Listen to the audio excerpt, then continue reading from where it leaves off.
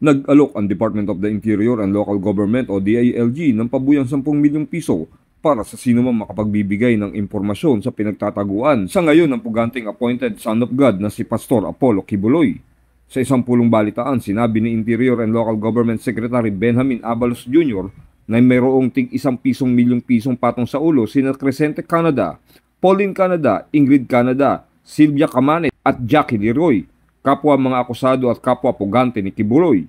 Ayon kay Abalos, mayroong ilang personalidad na gustong tumulong sa paghahanap sa kanila at nakahandang magbigay ng reward money na 10 million pesos kapalit ng anumang impormasyon para matunton at madakip ang puganting pastor. Dagdag pa, antig 1 milyong patong naman para sa kanyang mga kapwa niya akusado.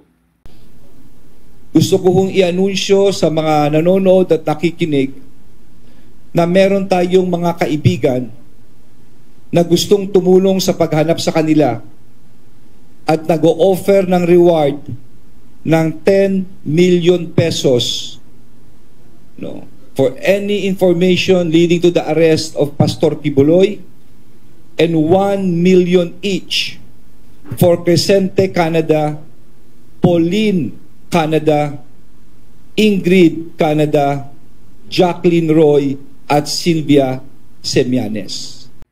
Matatandaang noong April 3, nag-issue ng arrest order ang Davao Regional Trial Court laban kay Kibuloy at kanyang mga kasamahan. Naharap ang mga ito sa kasong paglabag sa Republic Act 7610 o Anti-Child Abuse Law, partikular na ang pang-abuso at pagmamaltrato sa mga minor de edad. Gayon din naman noong April 11, nag-issue rin ang Pasig City Court ng warrant of arrest para kay Kibuloy dahil sa qualified human trafficking na isang non-bailable offense.